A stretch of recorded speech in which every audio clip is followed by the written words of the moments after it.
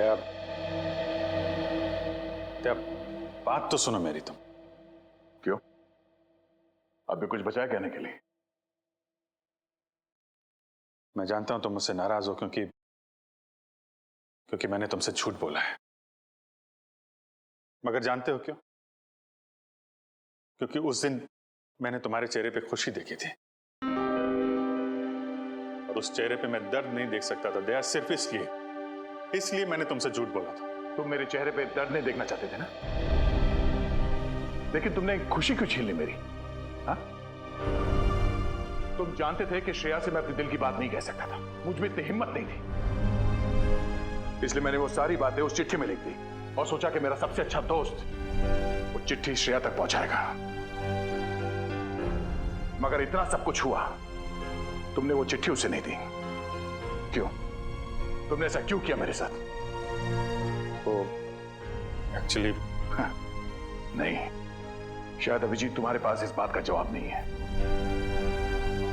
मेरे जवाब की बात नहीं है दया, किसी और का जवाब है जो मैं नहीं दे सकता।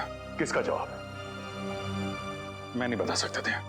अभिजीत, पहेलियों में बातें मत करो, तुम दोस्त हो ना, खुल के बात करो, खुल के बात करो। यार वो बात नहीं है, दोस्ती के लिए तो मैं अपनी जान भी दे सकता हूं। हाँ, झूठ भी बोल सकते हो। क्यों? हाँ, मैंने तुमसे झूठ बोला है, लेकिन तुम्हारे लिए झूठ बोला, तुम्हें तकलीफ ना हो इसलिए झूठ बोला। तो मुझे तकलीफ नहीं हुई? हाँ? मैं खुश हूं, मगर सिर्फ और सिर्फ तुम्हारे वजह से मैं इस तरह से खुश हूं, तुम्हारे वजह से।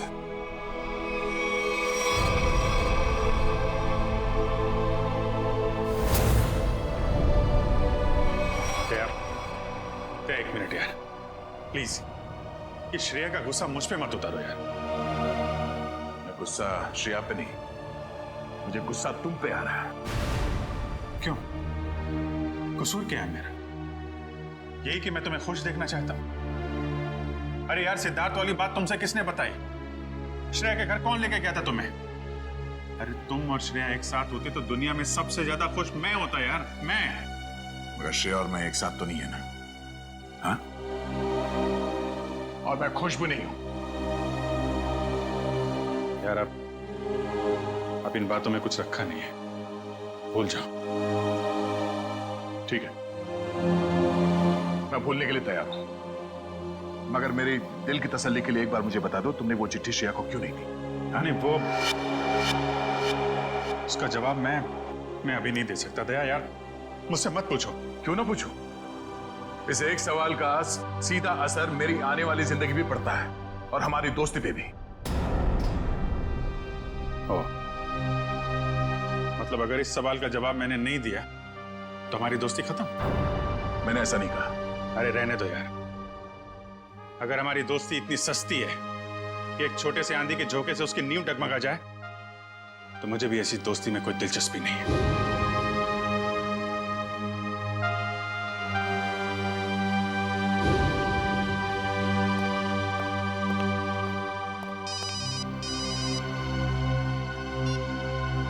Hello,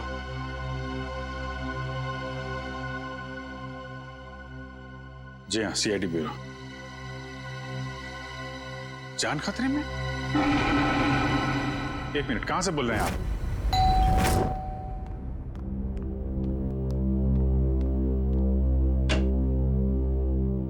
CID? जी, क्या हुआ आपकी पत्नी के साथ? सर आप बैठिए, मैं सब बताता हूँ। तुम तो कह रहे थे कि तुम्हारी पत्नी मुसीबत में। ये गलत कह रहे हैं, मैं बिल्कुल ठीक ठाक हूँ सर। तुम्हारी हिम्मत कैसी हुई मेरी पत्नी के कपड़े पहनने की? पता नहीं सर, इनको क्या हो गया है, बिल्कुल बहकी बहकी सी बातें कर रहे हैं। मिस्टर राहुल, क्या मजाक है ये? अगर आपकी पत्नी ठीक ठाक है तो सीआईडी का वक्त बर्बाद करने से क्या फायदा? सर मैं सीआईडी का वक्त बर्बाद नहीं कर रहा हूँ सर, नम्रता सच में बहुत बड़ी मुसीबत में है। दरअसल कुछ घंटे पहले लगता आ गई।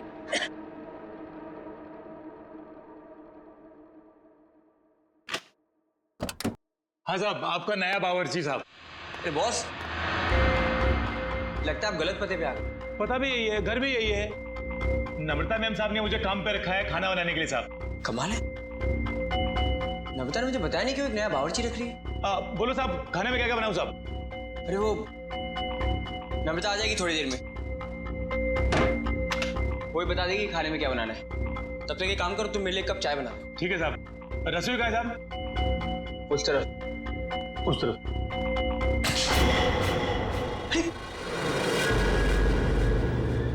ये चाकू?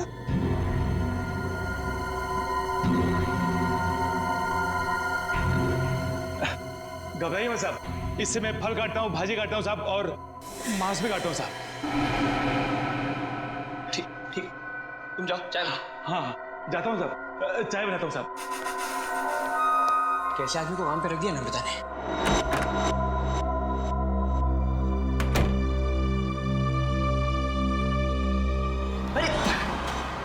क्या साहब, डर गए क्या? ऐसे अचानक सामने आ गए तो कोई भी डरेगा ही ना।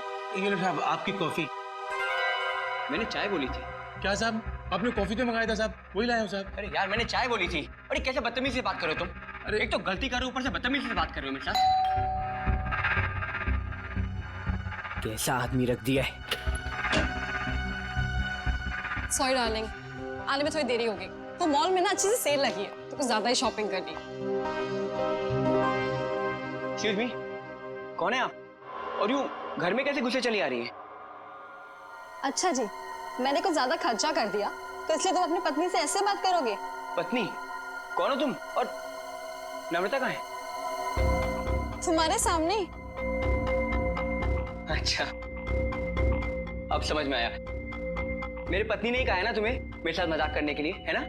राहुल, तुम्हें क्या हो गया? क्यों बहकी बहकी बातें कर रहे हो? बहुत हो गया ये बकवास। हाँ, कहाँ है नम्रता? मैं अभी नम्रता को फोन करता हूँ।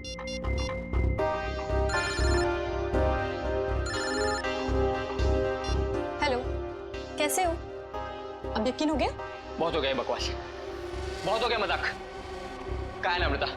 बताओ मुझे, नम्रता कहाँ है? कहाँ है नम्रता? क्या किया नम्रता के साथ? राहुल, तुम ठीक तो हो? बुखार उखार तो नहीं है? छुओ मत मुझे, हाथ मत लगाना मुझे। ये तुम्हें नम्रता ने काम पे रखा था ना? हाँ साहब। कब रखा था? कल। यहाँ और बताओ, क्या यही नम्रता है? हाँ साहब, यही तो है नम्रता मैम साहब। देखो यार, वो कुछ छोटी मोटी चाय कॉफी के बहस कर रहे थे, तुम झूठ मत बोलो। कौन है ये? नहीं साहब, मैं सच बोल रहा हूँ, यही है नम्रता मैम साहब। सुनो बलराम, तुम ना खाने में मिर्ची थोड़ी कम डालना, साहब को तीखा पसंद नहीं है। ठीक है मैम साहब। क्या हो रहा है यार, ये कुछ तो करना पड़ेगा। क्या करूं? शेडी को फोन करता हूँ।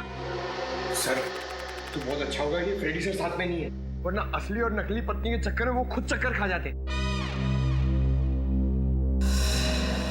ये लीजिए साहब, आप सब लोग के लिए पानी। देखिए सर, देखिए कैसे ये दोनों भैरवी मेरे घर में घुस आए हैं। न जाने इन्होंने मेरी पत्नी नम्रता के साथ क्या किया होगा। राहुल, मैं ही तुम्हारी नम्रता हूँ। सर आप बेकार की कहानियों में अपना वक्त बर्बाद कर रहे हैं। मैं कल इनको एक अच्छे से डॉक्टर के पास लेके जाऊंगी। माफ कीजिएगा सर, जो परेशानी आपको हमारी वजह से हुई। कोई बात नहीं, अब हम लोग यहाँ आ गए हैं तो सारा मामला समझ के ही जाएंगे। मिस्टर राहुल, आपके पास क्या सबूत है कि ये आपकी पत्नी नम्रता नहीं है? सबूत? हाँ है ना सर, मेरी पत्नी की तस्वीरें मेरे फोन में। क्या हो मिस्टर राहुल? हाँ? ये कैसे हो सकता है? इसमें मेरे और मेरी पत्नी की लगभग 100 तस्वीरें थी, अब एक भी नहीं है। याद आया सर, जब मैं नहाने गया था ना, तो मैंने ये फोन इस टेबल पर रखा था। जरूर इसी ने वो फोटो डिलीट किए सर, इसने। मैं कह रहा हूँ। क्या बात कर रहे साहब? मैं इतना महंगा फोन कभी इस्तेमाल ही नहीं किया साहब। फोटो कैसे निकालेगा साहब? सर ये झूठ बोल रहा है सर, इसी ने फोटो डिलीट की है। एक मिनट, अगर मोबाइल में फोटो नहीं है तो फिर शादी की तस्वीरें तो होगी ना आपके शादी के एल्बम में? है ना सर, पूरा एल्बम है, मैं अभी लेकर आता हूँ।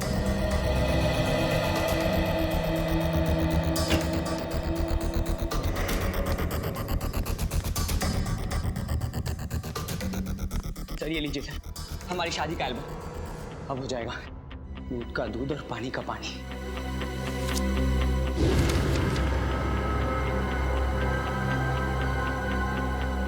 आपका कहना है कि ये आपकी बीवी नम्रता नहीं है? नहीं सर, ये मेरी पत्नी नहीं है। मेरे ख्याल से आप भी ये एल्बम देख लें तो अच्छा रहेगा।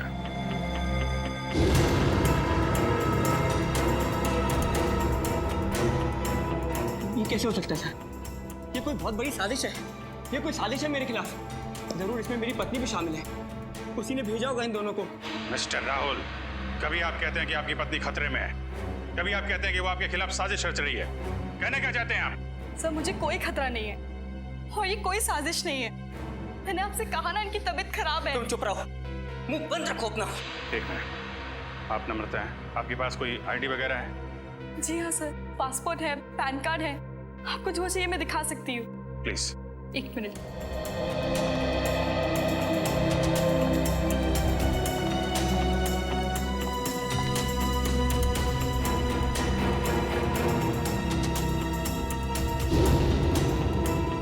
नम्रता, आईडी के हिसाब से तो यही नम्रता है। सर ये भी तो हो सकता है कि इस लड़की का नाम भी नम्रता हो और इसी बात का फायदा उठाकर ये मेरी पत्नी की जगह लेना चाहती हो। सर नाम एक हो सकता है लेकिन जन्मदिन 19 अगस्त 1986 जन्मदिन का भी एक होना ये बहुत ही बड़ा सहयोग है। क्यों राहुल? अच्छा ये बताइए कि आपकी पत्नी का जन्मदिन भी क्या इसी दिन आता है? हाँ सर, तारीख तो वही है पर ये सहयोग भी तो हो सकता है ना सर। ये संयोग है, वो संयोग है। मिस्टर राहुल, हम आपकी बात पे यकीन करें तो करें कैसे और क्यों? सर मैं सच कह रहा हूँ सर, ये झूठ बोल रही है। तुम नम्रता हो ना, तो ये बताओ कि हमारी शादी की सालगिरह कब है? बताओ ना हमारी शादी की सालगिरह कब है? देखा सर, ये नहीं जानती है, ये झूठ बोल रही है। बताओ ना हमारी शादी की सालगिरह कब है? 14 फरवरी। सर राहुल मुझसे बहुत प्यार करते हैं। वैलेंटाइंस डे पे गोवा में हमने शादी की थी। सर ये पूरी तैयारी कर कर आई है। इसने मेरे पत्नी से ये सब पहले ही पूछ लिया होगा। कोई और सवाल पूछ के देखो। हाँ, ये बताओ कि तुमने चॉकलेट कहाँ छिपाई? चॉकलेट? ये चॉकलेट का क्या चक्कर है? सर मुझे डायबिटीज है पर फिर भी मुझे चॉकलेट खाना पसंद है। इससे नम्रता अक्सर मेरी लाई हुई चॉकलेट छिपा देती है, जो बात इसे नहीं पता। अगर तुम नम्रता हो तो बताओ कि तुमने चॉकलेट कहाँ छिपाई है? बताओ तुमने चॉकलेट कहाँ छिपाई?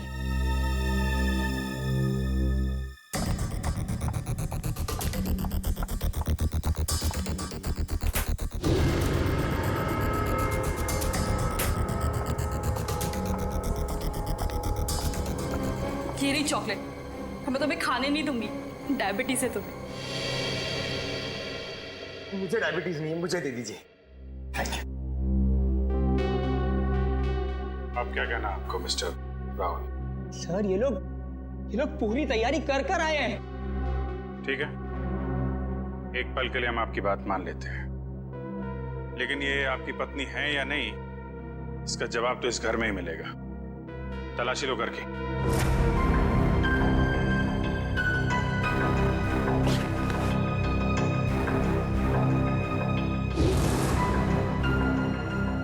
एक काम कीजिए, आप लोग अपने माता पिता को यहाँ बुलाइए, अभी पता चल जाएगा। सर मेरे माँ बाप तो दुनिया में नहीं रहे।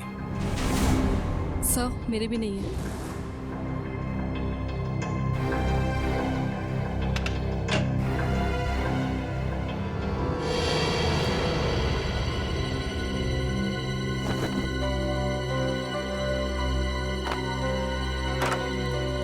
पंकज, ऐसी जगह पे ये डस्टबिन कैसे पड़ा? तो कोई रिश्तेदार दोस्त वो तो होंगे इस शहर में ना, उनको बुलाइए। सर दरअसल हम कुछ ही दिन पहले बैंगलोर से यहाँ शिफ्ट हुए हैं। यहाँ हम किसको भी नहीं जानते। ओह, तो तुमने ये भी पता लगा लिया है?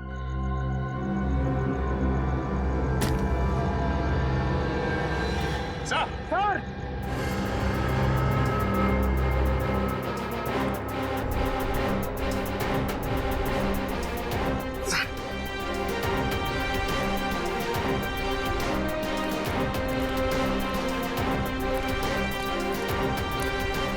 सर, लाश।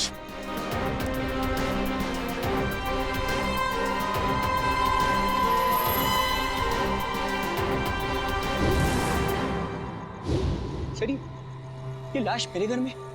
ये कौन सा खेल खेल रहे हो तुम राहुल? पहले पति पत्नी का झगड़ा सुलझाने के लिए यहाँ बुलाया, फिर तुम्हारे घर से एक लाश निकली है। किसकी लाश है ये? सर मुझे कुछ नहीं पता सर मैं इसे जानता भी नहीं। साहब मैं भी इसे नहीं जानती। तुम जानते हो? नहीं साहब, मैं नहीं जानता उसको। सर ये देखिए सर, यहाँ इसके सीने पे गोली मारी और इसके गले पे खरोच का निशान भी है। और तो बिल्कुल ताजे हैं, लगता है कुछ घंटों पहले इसे मारा गया है। कोई आईडी वगैरह मिली? एक मिनट।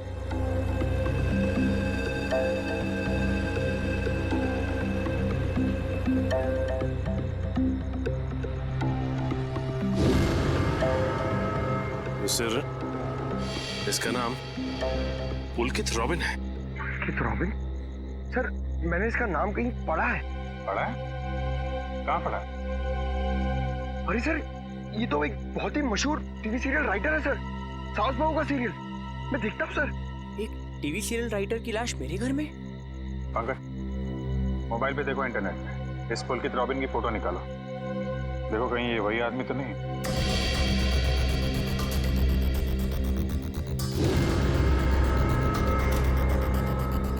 ये तो वही है सर, ये मर गया।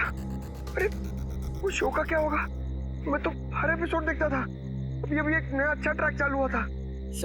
सर मैं तो ये सब में फंस नहीं जाऊंगा ना सर? मिस्टर राहुल, तुम्हारे घर से एक लाश मिली है, लाश। जब तक खूनी पकड़ा नहीं जाता आप सब लोग हिरासत में रहेंगे। सचिन घर सीज कर दो और इस पुलकित रॉबिन का एड्रेस निकालो। अब राधिका समीर से कहेगी दूर हो जाओ मेरी नजरों से, मैं तुम्हारी शक्ल भी नहीं देखना चाहती। समीर राधिका की नजरों से दूर हो ना हो, लेकिन हम सीआईडी वाले आपकी नजरों से दूर नहीं होने वाले। सीआईडी? और मेरे घर में? जी वैसे आप राइटर्स लोगों का काम बहुत मुश्किल होता है ना, इतना पेचीदा ताना बाना बनना पड़ता है, कभी कहानी का, कभी किरदारों का और कई बार खून का। दरअसल मैं समझी नहीं, आप लोग यहाँ क्यों आए हैं? दरअसल हम आपसे खून के बारे में पूछताछ करने आए, मगर अगर आप चाहें तो अगले हफ्ते देविका के साथ शो में क्या होने वाला है ये हमें बता सकती हैं, क्योंकि पुलकित जी तो रहे नहीं। क्या पुलकित सर का खून हो गया? कब और कैसे? ये तो अब आप ही बता सकती हैं। मैं? मुझे कुछ नहीं पता। इतनी भोली बनने की जरूरत नहीं है आपको, हम पुलकित के घर से आ रहे हैं। पुलकित की पत्नी ने बताया कि आप पुलकित की असिस्टेंट हैं। और कल शाम वो आपसे मिलने के लिए ही घर से निकले थे, मगर वापस पहुंचे ही नहीं। ये बात सच है, मैं और पुलकित सर कॉफी शॉप में मिलने वाले थे, लेकिन वो वहाँ पहुंचे ही नहीं। कौन सी coffee shop? IG coffee shop. वही जो बैरिक्स रोड पे? हाँ जी वही। मगर पुलकित की लाश हमें मिली सृष्टि नगर में, और ये बैरिक्स रोड सृष्टि नगर से बहुत दूर है। तो इसका मतलब ये है कि तुमने पुलकित को कॉफी शॉप पर बुलाया, उसके बाद उसे बहला फुसलाकर तुम सृष्टि नगर ले गई और वहां तुमने उसका खून कर दिया। नहीं, ये बात गलत है, मैं ऐसा क्यों करूंगी? क्योंकि तुम पुलकित से जलती थी और तुम पुलकित की जगह लेना चाहती थी, इसलिए तुमने पुलकित का खून कर दिया। ये सब झूठ है। मैं 8 बजे से लेकर 11 बजे तक उनका इंतजार करती रही, पर वो वहां पर पहुंचे ही नहीं। मैं घर वापस आ गई क्योंकि उनका फोन भी नहीं लग रहा था। आपकी बात में कितनी सच्चाई और कितना झूठ ये बहुत जल्द पता लग जाएगा। आप हमारे साथ चलिए। मगर कहाँ? ये सब क्या है? आप लोग हमें यहाँ क्यों लाए हैं? कोई कुछ बता क्यों नहीं रहा है हमें? एक मिनट, शांत हो जाए मैडम, सब कुछ पता चल जाएगा। मैं पुलकित की पत्नी हूँ और आप मुझ पर भी शक कर रहे हैं? हम किसी पर शक नहीं कर रहे, हम अपनी ड्यूटी कर रहे हैं। ये आप प्लीज अपना हाथ आगे बढ़ाइए, हम लोगों को आपके खून के सैंपल्स लेने हैं। खून का सैंपल? मगर क्यों? क्योंकि पुलकित की गर्दन पर हमें कुछ खरोंच के निशान मिले और उस खरोंच में नेल पॉलिश के ट्रेसेस हैं। इसका मतलब साफ है, पुलकित के खून में किसी लड़की का हाथ है। लाइए हाथ आगे कीजिए। फिलहाल इस केस में लड़कियां सिर्फ आप तीनों ही। सर आप लोग खूनी को ढूंढने में इतनी मेहनत करें, प्लीज मेरे पत्नी को भी ढूंढिए ना। न जाने नम्रता किस हाल में होगी, कहाँ होगी। फिर वही बात राहुल, कब तक खेलोगे ये खेल? और मैं एक बार नहीं बार बार कह चुकी हूँ कि मैं ही तुम्हारी नम्रता हूँ। चुप हो जाओ तुम, कितना झूठ बोलोगी? क्या चाहिए तुम्हें? पैसे चाहिए ना? कितने पैसे चाहिए तुम्हें मेरे घर और मेरी जिंदगी से जाने के लिए? क्या? मैं और पैसे? कैसी बात कर रहे हो तुम राहुल? मिस्टर राहुल, आपके पास आपकी पत्नी का फोटो नहीं है, चेहरा तो याद है, कम से कम उनका स्केच तो बनवा सकते हैं। जी सर जरूर। ये बाल आगे से, हाँ यहाँ से थोड़े और लंबे। सर, हमारे क्रिमिनल डेटाबेस में इस बावर्ची का कोई रिकॉर्ड नहीं है। देखा साहब, मैं बोल रहा था ना साहब, मैं एकदम निर्दोष है साहब, मुझे जाने दो ना साहब। ठीक है, तुम जा सकते हो, मगर याद रख तुम शहर से बाहर नहीं जाओगे और जब भी बुलाया जाए ब्यूरो आ जाना। ठीक है। पता नहीं किसका स्केच बनवा रहे हैं ये, मैं तो यहाँ बैठी हूँ। Sir. Okay, thank you Paresh. तो राहुल, स्केच ठीक बना? हाँ सर, बिल्कुल यही है मेरी पत्नी नम्रता। और मैं कौन हूँ? इसकी सौतन? पता नहीं सर किस लड़की का चेहरा है ये, किसका चेहरा बनवाया इन्होंने, मुझे तो समझ में नहीं आ रहा। किसकी नजर लगी है हमारी हंसती खेलती जिंदगी को। सर, इसके आंसू पे मत जाइए, ये मगरमच्छ के आंसू है। ये इन्हें हथियार बना के मेरे खिलाफ इस्तेमाल करना चाहती है, मुझे फंसाना चाहती है। सर राहुल, अगर तुम्हें मेरे साथ नहीं रहना तो साफ साफ कह दो ना, मैं तुम्हें डिवोर्स दे दूंगी। और ये सब ड्रामा करने की क्या जरूरत है? सर ये पुलकित के कॉल रिकॉर्ड्स हैं। उसने जेनिफर के साथ में शाम को 5 बजे बात की थी और ठीक 1 घंटे बाद उसे लैंडलाइन नंबर से फोन आया था सर। अच्छा, ये लैंडलाइन नंबर है किसका, कुछ पता किया? हाँ sir, Bhavesh imports and exports नाम है कंपनी का। क्या कहा आपने? Bhavesh imports and exports? हाँ, क्यों? आप इस कंपनी के बारे में जानती हैं? हाँ सर, मैं जानती हूँ। राहुल इसी कंपनी में तो काम करते हैं। आप लोग मेरी तरफ इस तरह क्यों देख रहे हैं? मैंने उसे फोन नहीं किया है सर, मैं तो उस पुलकित को जानता तक नहीं हूँ। बुधवार शाम 6 बजे तुम अपने ऑफिस में थे या नहीं? 6 बजे ठीक तरह याद तो नहीं आ रहा, पर शायद तब तक मैं ऑफिस से निकल गया था सर। देखो राहुल, शायद से तो काम नहीं चलेगा। सर, अगर आप लोगों को मेरे पे विश्वास नहीं है तो आप लोग मेरे ऑफिस चल के पूछताछ कर सकते हैं। ठीक है, तो चलकर पूछताछ कर लेते हैं तुम्हारे ऑफिस में, और ये भी पता कर लेते हैं कि जो स्केच तुमने बनाया है ऐसी कोई लड़की है भी या नहीं। एक बार शर्मा जी को पहुंचा दीजिए, मैंने चेक कर लिया। उन्हें बोलिए टेंडर का प्रोसेस चालू था। अरे राहुल, तुम यहाँ पर इस वक्त और आज ऑफिस नहीं है? और ये लोग कौन है? सर, ये लोग सीआईडी से। सीआईडी? जी सर। क्या बात है, बताओ। क्या बताऊं सर, मैं एक बहुत बड़ी मुश्किल में फंस गया हूँ। कैसी मुसीबत? लाश मिली इनके घर के बैकयार्ड से। व्हाट? ये मैं क्या सुन रहा हूँ? कहीं तुम्हारा इसमें कोई हाथ तो नहीं है? नहीं सर, मेरा इसमें कोई हाथ नहीं है। मैं तो उस पुलकित रॉबिन नाम के आदमी को जानता तक नहीं जिसकी लाश मेरे घर से मिली है। मिस्टर भावेश, आप अपने जरा सारे स्टाफ को बुलाएंगे? सुमित,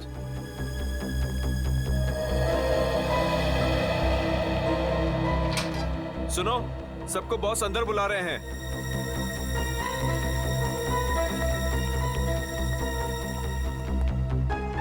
इस फोटो को देखिए, ये आदमी पुलकित है जिसकी लाश हमें राहुल के घर से मिली। वे पहचानता है इसे? जरा ध्यान से देखिए, टीवी सीरियल लिखते थे। आप इसे पहचानते हैं या इनसे जुड़े किसी आदमी को जिनका इनके साथ संबंध हो? ऐसा तो हो नहीं सकता कि आप में से कोई भी इन्हें नहीं जानता, क्योंकि आपके ऑफिस के लैंडलाइन से फोन किया गया था शाम को 6 बजे बुधवार। व्हाट? तो शायद राहुल ने किया होगा। मैं क्यों फोन करूंगा सर, मैं तो उसे जानता भी नहीं। और ऐसा भी तो हो सकता है कि इसी ऑफिस से किसी और ने फोन किया हो। और तो और सर, मैं तो जिस घर में रहता हूँ घर भी मुझे ऑफिस की तरफ से मिला है। Interesting, very interesting. आप में से किसी को याद है कि बुधवार को राहुल कितने बजे तक ऑफिस में था? हाँ सर, 5:30 बजे तक। 5:30 बजे, और पुलकित को फोन किया गया 6 बजे। हरीश जी, बहुत बहुत शुक्रिया हमारी दुविधा दूर करने के लिए। Thank you. हरीश, क्या तुम मेरा एक काम और करोगे? हाँ बोलो। तुम्हें याद है तुम वो इम्पोर्टेंट पेपर्स लेकर मेरे घर आए थे? हाँ याद है। तब तुम मेरे पत्नी नम्रता को मिले थे ना? हाँ राहुल, लेकिन उस बात का इस खून से क्या लेना देना है? लेना देना है, क्योंकि एक अनजान औरत मेरे घर में घुस आई है और मेरे पत्नी होने का नाटक कर रही है। क्या तुम प्लीज उसे चल के मेरे लिए पहचान सकते हो? हाँ श्योर। कहाँ है वो औरत? नीचे हमारी गाड़ी में बैठी हुई, आइए हमारे साथ। देखना सर, अब इस औरत का भांडा फूट जाएगा। धीरज रखिए, अभी पता चल जाएगा। अरे हरीश जी, कैसे हैं आप? हेलो नम्रता, मैं ठीक हूँ, तुम कैसी हो? क्या बताओ, पता नहीं राहुल को क्या हो गया। हरीश, ये तुम क्या कह रहे हो यार? ये मेरी पत्नी नम्रता नहीं है। व्हाट? ये कैसी बात कर रहे हो राहुल? यही तो नम्रता है, तुम्हारी पत्नी, जिससे तुमने मुझे मिलवाया था। अब क्या कहना है मिस्टर राहुल आपका? है कोई जवाब आपके पास? हरीश, लगता है तुम्हारी आंखों का नंबर बढ़ गया है। जाके अपनी आंखें टेस्ट करवाओ। तुम एक ही बार मिलो इसलिए शायद इसे पहचान नहीं पा रहे हो। हाँ मिस्टर राहुल, मेरे चश्मे का नंबर जरूर बढ़ गया है, लेकिन मेरी याददाश्त कमजोर नहीं हुई है। यही नम्रता है। यकीन नहीं होता ये सब में तुम भी शामिल हो। सर, मैं कह रहा हूँ पुलकित के खून में ना इसी का हाथ है। अरे ये कैसी बात कर रहे हो राहुल? तुम्हारा दिमाग खराब हो गया है? सर, ये झूठ बोल रहा है। मैं ठीक कह रहा हूँ सर। राहुल, ठीक और गलत का फैसला हम लोग करेंगे, आप नहीं। सर, मैं आपको कुछ बताना चाहती हूँ। सर, कुछ साल पहले राहुल को एक मानसिक बीमारी थी और शायद उन्हें वो बीमारी वापस हो गई है। क्या? इतनी बड़ी बात तुमने हमसे छुपाई क्यों? ये भी पता कर आई हो तुम? सर, ये सच है कि मुझे बीमारी थी, पर अब मैं बिल्कुल ठीक हूँ। अब चाहे तो बैंगलोर में मेरे साइकियाट्रिस्ट से बात कर सकते हैं। हाँ सर, मैं भी वही कह रही हूँ। ये बिल्कुल ठीक हो गए थे, पर शायद इन्हें दोबारा दौड़ना पड़ रहा है। ये मुझे पहचानने से इनकार कर रहे हैं। सर, शायद इन्होंने ही पुलकित को मारा होगा। चुप हो जाओ तुम। एक तो मेरी बीवी को गायब कर दिया, ऊपर से मेरे पे झूठा इल्जाम लगा रही है। मैं इसे जान से मार दूंगा। पीछे हो। क्या बिगाड़ा है मैंने राहुल तुम्हारा? सर प्लीज, राहुल को अपनी कस्टडी में ले लीजिए सर। देखिए ना, अपनी पत्नी को दिन दहाड़े जान से मारने की धमकी दे रहा है ये। पुलकित का खून राहुल ने किया है या किसी और ने, इसका पता तो हम लगा ही लेंगे। मगर ऐसा तो हो नहीं सकता कि पुलकित को मरते हुए किसी ने देखा या सुना ना हो। उस मोहल्ले के लोगों से पूछताछ करनी होगी। सर, आसपास के सभी घरों में हमने पूछताछ कर ली है, बस ये एक आखिरी घर बाकी है। चलो यहाँ भी पूछ के देखते हैं। संभल के।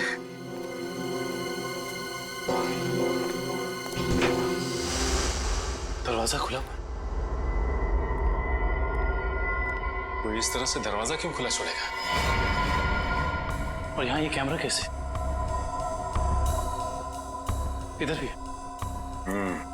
कुछ तो गड़बड़ है यहाँ पे। एक काम करते हैं, इस घर की तलाशी अच्छी तरह से लेते हैं।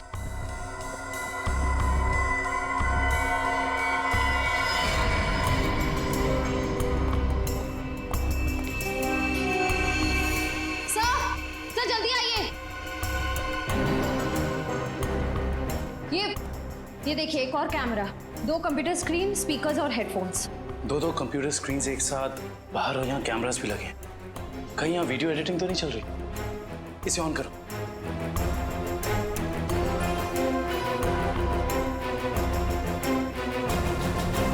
हाँ साहब, आपका नया बावर्ची साहब। लगता है आप गलत पते पे आ गए। नम्रता मैम ने मुझे काम पे रखा है खाना बनाने के लिए। चाय बनाता हूँ साहब। अरे जाओ ना। अभी क्या है? सॉरी डार्लिंग, आने में देर हो गई। वो मॉल में ना सेल लगी थी, तो कुछ ज्यादा ही शॉपिंग करनी। माय गॉड, कोई कैमरा लगा के राहुल के घर पे नजर रखे हुए। क्या हुआ आपकी पत्नी के साथ? सर आप बैठिए, मैं सब बताता हूँ। सिर्फ राहुल की नहीं, सीआईडी की भी। मैं तो बिल्कुल ठीक ठाक हूँ। सर, एक बात समझ में नहीं आ रही है, इतनी दूर से सीआईडी का वक्त बर्बाद करने से क्या फायदा है? मगर ये आवाज इतनी क्लियर कैसे आ रही है? मैं भी आया। सर,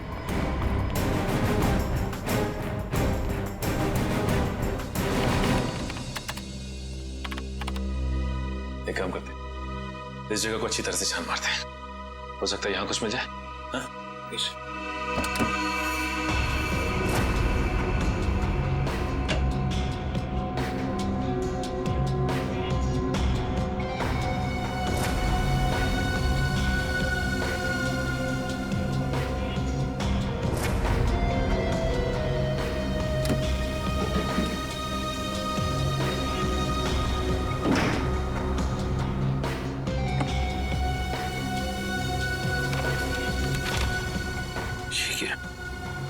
क्या हुआ सर? ये देखो, जमीन के पेपर्स। ये घर किसी गिरधारी के नाम पे है।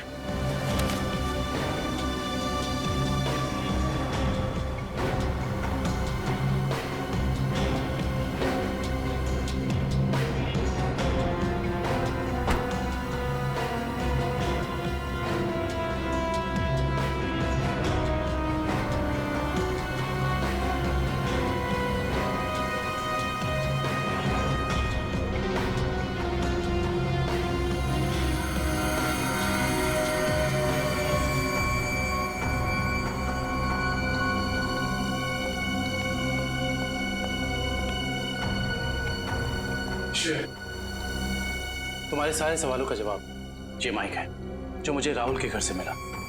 स्पीकर के अंदर छुपा के रखा हुआ था। इसका मतलब गिरधारी जो राहुल के घर पर नजर रखे हुए था उसी ने माइक लगाया हमें। कौन गिरधारी? अरे दुष्यंत, ये घर के कुछ पेपर्स मिले जिसमें लिखा है कि गिरधारी इस घर का मालिक है। आप लोग सुंदर जी के मेहमान हैं? तुम कौन हो? जी मैं तो यहाँ पर किराए पर रहता हूँ, पर आप लोग कौन हैं? हम लोग सीआईडी से। सीआईडी? जी हाँ, सीआईडी। देख के लगता है कि तुम कहीं बाहर से आ रहे हो।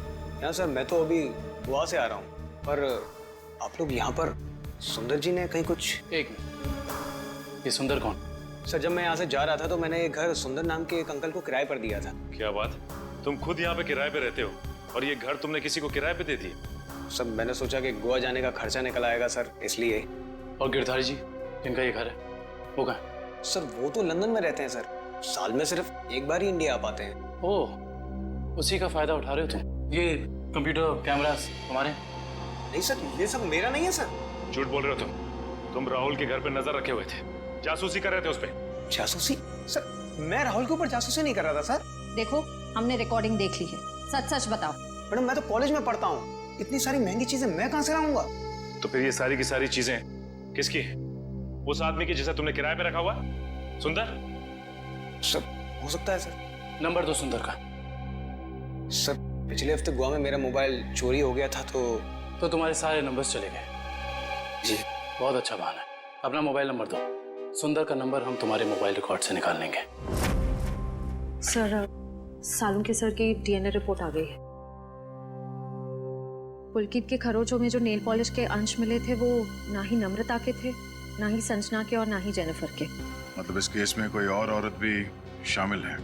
सर हो सकता है वो स्केच वाली औरत हो जिससे राहुल अपनी बीवी कह रहा है। हो सकता है। जब तक हमें उस औरत के बारे में कुछ पता नहीं चल जाता कुछ कह नहीं सकते। क्या हुआ, उस नेल पेंट के बारे में कुछ पता चला क्या?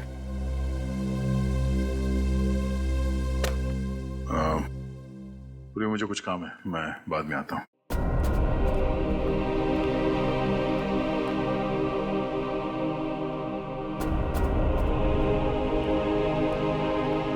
सर जतिन के फोन रिकॉर्ड्स चेक करिए। सुंदर का नंबर तो नहीं मिला, मगर किसी मनीष नाम के आदमी का नंबर मिला है। करता क्या है मनीष? सर कैमरास और रीडिंग मशीन किराए पे देता है। मनीष? इस मनीष से मिलना पड़ेगा। सर यही है वो सुंदर अंकल जिन्हें मैंने अपना घर किराए पे दिया था। कौन सुंदर? मैं मनीष हूँ। गलत बात है मनीष जी, आप इतने महंगे कैमरा इक्विपमेंट्स ऐसे ही खुले घर में छोड़ा है। इन्हें तो अरेस्ट करना होगा। बिल्कुल।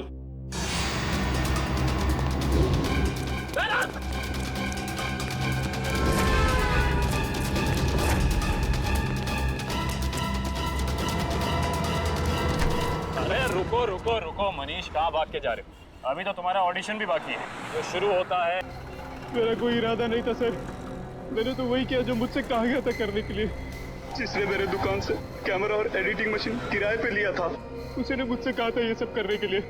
जिसने तुमसे कैमरा किराए पर लिया उसी ने तुमसे घर भी किराए पर लेने को कहा? जी सर, उसी ने मुझसे कहा था कि कैमरा इस तरह से फिट करूं कि सामने वाले घर का सारा नजारा दिखना चाहिए। अब तो मिलना पड़ेगा इस इंसान से। है कौन ये जनाब? जी कहिए। जी हम लोग सीआईडी से। सीआईडी? आइए। भावेश का कुछ पता चला क्या? भावेश का पता चला? मतलब हम लोग तो भावेश से ही मिलने आए। लेकिन वो तो कल से घर नहीं आए, उनका फोन भी नहीं लग रहा है। क्या कल से घर नहीं आए? आपने पुलिस में रिपोर्ट लिखवाई? मैंने रिपोर्ट लिखवाई थी लेकिन उन्हें भी कुछ पता नहीं चल पा रहा है। सर लगता है उन्हें पता चल गया होगा कि हम आने वाले हैं, इसलिए। एक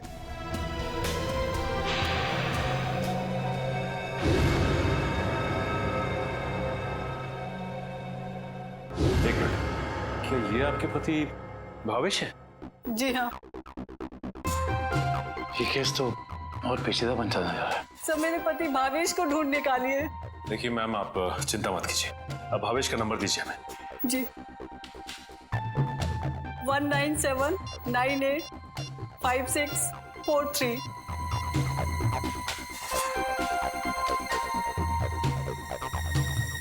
भावेश के फोन तो ऑफ आ रहा है। पंकज, भावेश के फोन के IMEI नंबर से पता करो कि उसका मोबाइल इस वक्त कहाँ है।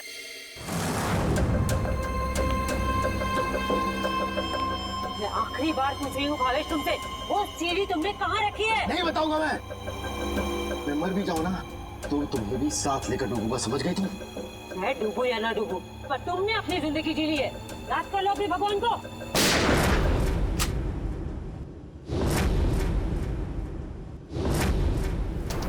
बस मुन्नी दुरेली, बहुत मचा रही आतंक। कानून को काफी वक्त से तुम्हारी तलाश थी, मगर हमें नहीं पता था कि हम इस केस के जरिए तुम तक भी पहुंच जाएंगे। खुश तो ऐसे हो रहे हो जैसे तुमने मुन्नी को जेल में डाल दिया है। ये तुम्हारी खुशकिस्मती है या बदकिस्मती कि तुम मुन्नी के दरबार में खुद चलकर आए हो? देख क्या रहे हो, खून दो इनको।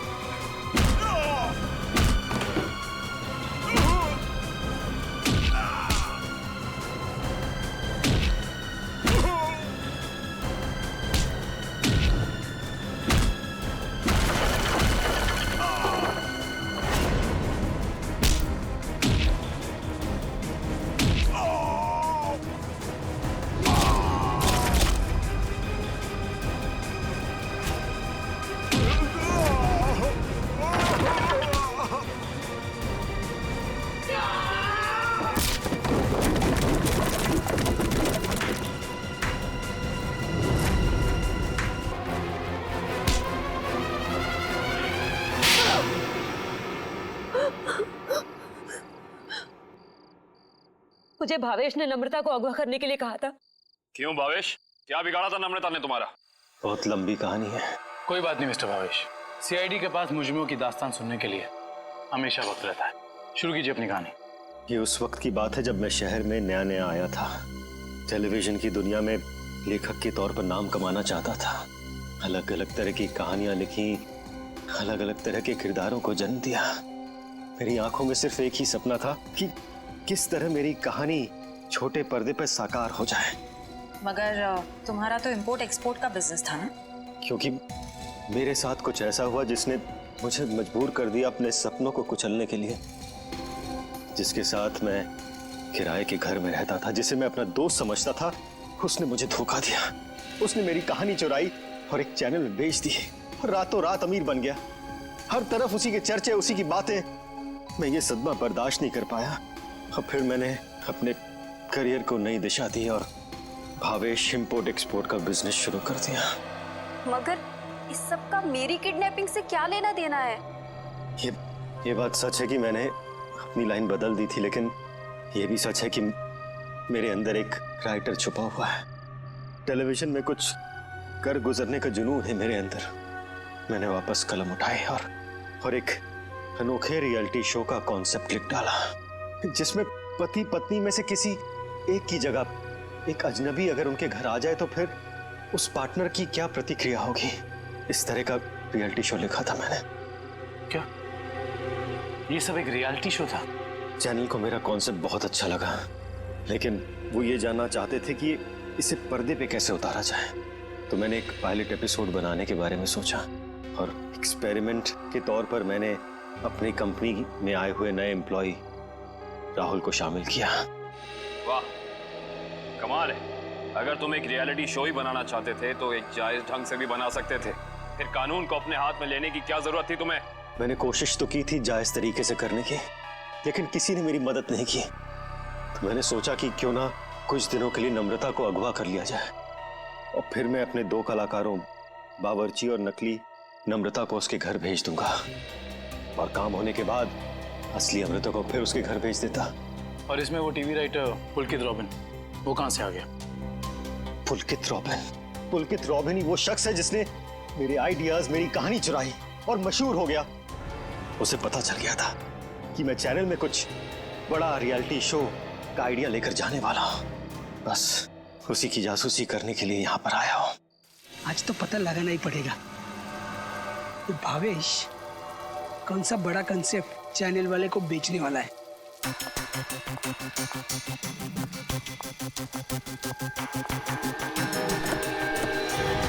चल गाड़ी में बैठ।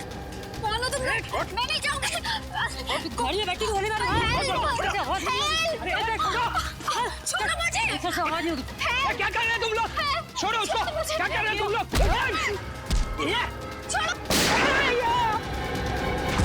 बेवजह मारा गया। अब तू भी यही चाहती है? बैठ। छोड़ दो मुझे। मैं इसको लेकर जाती हूँ, तुम इसको ठिकाने लगाओ।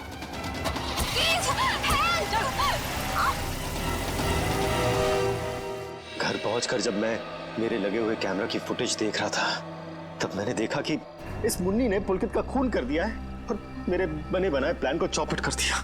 मैं उसे मारना नहीं चाहती थी, वो खुद बीच में आ गया था।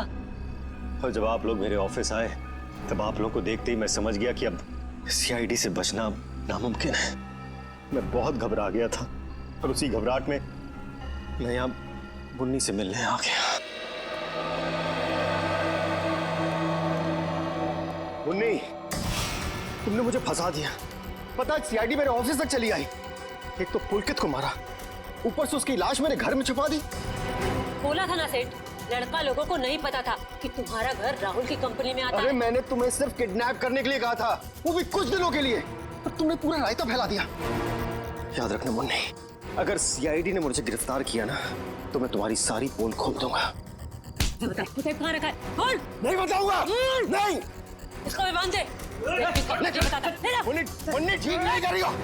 तो अब वो टेप कहाँ है जिसमें मुन्नी की रिकॉर्डिंग थी? मेरे मैनेजर हरीश के पास। सिर्फ वही एक शख्स था जिसे मेरे रियलिटी शो के आइडिया के बारे में पता था। और वो माइक, वो कब लगाया राहुल के स्पीकर में? वो स्पीकर राहुल का नहीं था, वो स्पीकर भी गिफ्ट के तौर पर मैंने राहुल के घर भिजवाया था। जब हरीश उसके घर फाइल लेकर गया तो उसी के साथ मैंने स्पीकर भिजवा दिया था। लेकिन आपने हमारे विश्वास के साथ खिलवाड़ किया है भावेश जी। मुझे माफ कर दीजिए। मैं तो बस ये सोच रहा था कि टेलीविजन में मुझे नाम कमाने का इससे अच्छा मौका नहीं मिलेगा, बस इसीलिए मैंने ये सब कुछ किया। मुन्नी को तो फांसी होएगी, तुम्हारा जुर्म भी कुछ कम नहीं है भावेश। बिल्कुल, क्योंकि मिस्टर भावेश आपने एक किडनैपिंग करवाई और उस दौरान एक आदमी का खून हुआ है। आपके भविष्य का फैसला तो अब अदालत करेगी। सर क्या हुआ है? आप लोग मुझे बता क्यों नहीं रहे? जरा रुको, अभी पता चल जाएगा।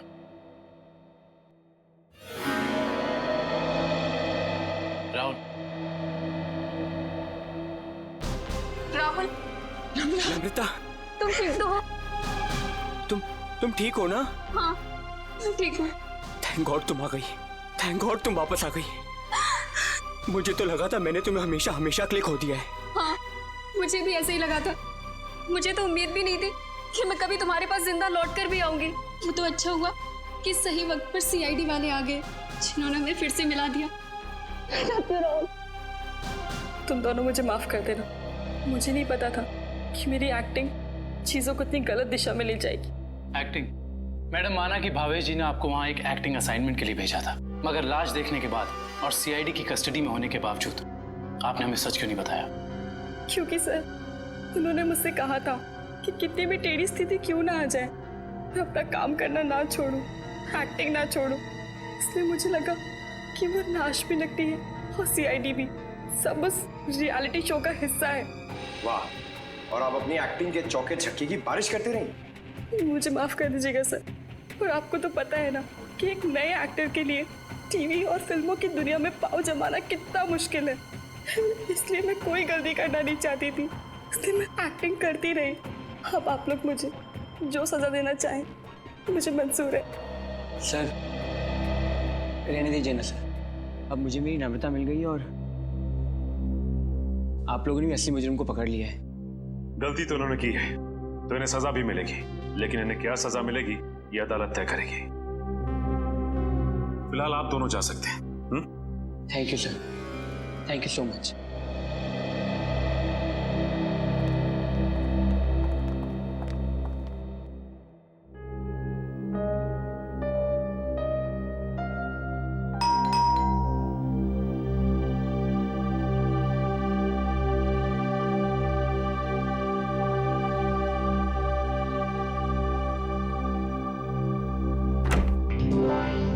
तारिका, आवा, अच्छा हुआ तुम आ गई।